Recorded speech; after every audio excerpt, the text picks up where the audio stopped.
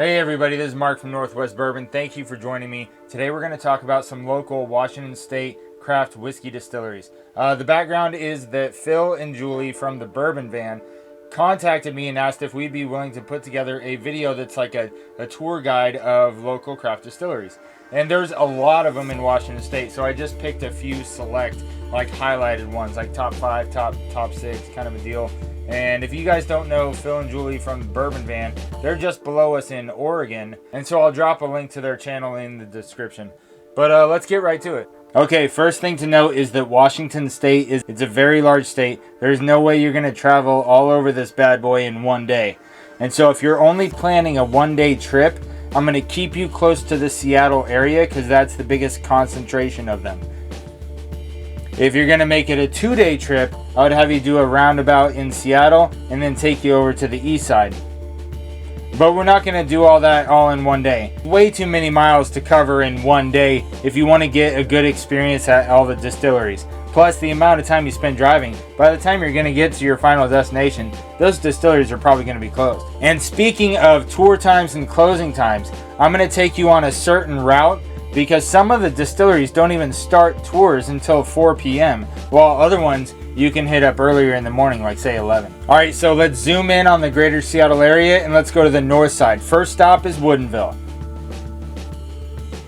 Now, Woodinville Whiskey Company is arguably the biggest and most well-known whiskey craft distillery in Washington State. And so if you're only going to hit up one, I'd go there. Now, when you set up your distillery tour or your tasting, if they ask you which one do you want, say yes. Alright, so hot tip, if they ask you if you want a tour or a tasting, say you want both.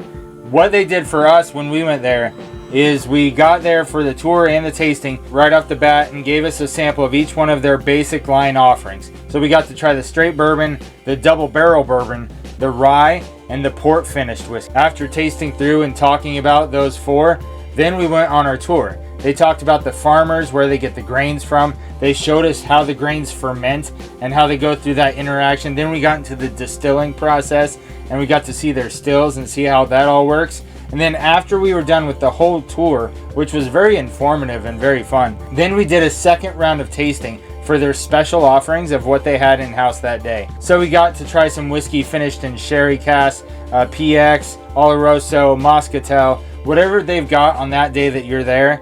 You might be able to try those as well, which was phenomenal. Alright, so once you're done with Woodinville and you start heading north out of the distillery back towards the freeway, now you're going to curve over to the west and start heading south down through downtown Seattle. Now the furthest north distillery that I would advise you to stop at is Freemont Mischief Distillery. Now they have a huge selection of ryes. They do have a bourbon, and make sure when you go there that you try the Storm Tossed Rye. Their other selections of ryes are pretty good. I really like their bourbon, but their Storm Tossed Rye is definitely something that stands out that is not like anything else that you'll try. Alright, once you leave the Fremont Mischief Distillery, you're going to start heading south, but don't go too far south until you hit 2 Bar. Now 2 Bar has a pretty small crew. There's only a 3-person crew at 2 Bar, so make sure you schedule ahead of time when you want to do a tour and a tasting. And they have a very distinct flavor profile that I really enjoy. You'll be able to try a straight bourbon, a bottled and bond, their bourbon finish in wine cask, and an amaretto cask. And so give those a try, they're fantastic.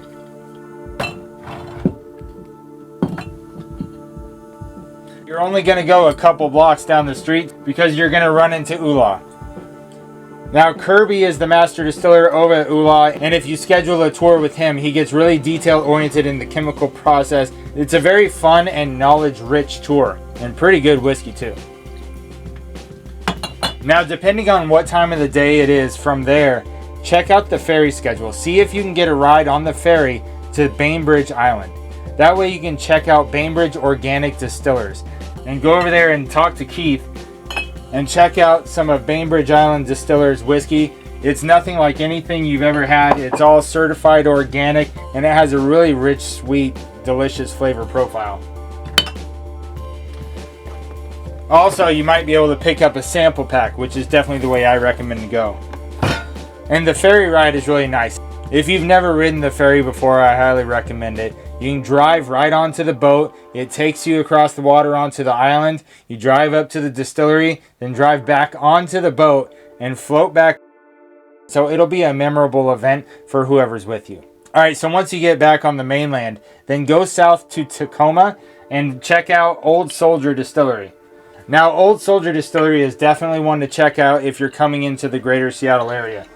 Why, you ask? That's because Andy uses a recipe for his whiskey from his great-great-grandfather when he used to make whiskey for his fellow soldiers in the Civil War. So it's a whiskey recipe that you've never had before, and it's fantastic. I love it. It's a genuine and personable experience over at Old Soldier Distillery, so check them out as you're closing out your night. And so if you are able to make it a 2-day event, then go ahead, find somewhere to stay, then in the morning, start heading east. Drive over the Cascade Mountains and stop in Yakima, Washington. Yakima, Washington, you can find the Distillarium.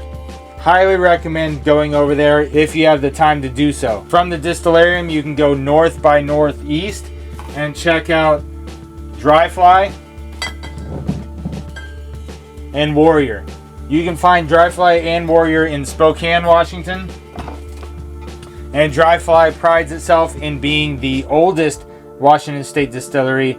And at Warrior, you can find a whole bunch of different flavored vodkas along with their bourbon, which is all really good stuff. So like I said, if you're able to make it a 2-day event, go ahead and check out Distillarium, Warrior, and Dry Fly on the eastern side of the state. If you can only make it a 1-day event, then you've got to hit up Woodinville. Go down and check out Mischief, 2 Bar, and Oolah. If you have time to go over to Bainbridge Organic Distilleries, it's definitely worth it. And then finish off at Old Soldier. Alright, so I know that we were going to do a top 5 list, and we did a top 6 with 3 honorable mentions, but math is not what's important here. What's important here is that you got some good info on some Washington State local craft whiskey distilleries. Now, challenge to you guys.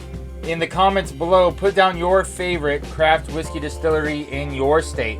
If you have a YouTube channel, then I challenge you to make a video of your favorite distilleries and you go on a tour. Tell everybody about the great whiskey getting made in your state and support your local small businesses. Thanks for joining me. Like, comment, subscribe, earn, protect, enjoy. Cheers.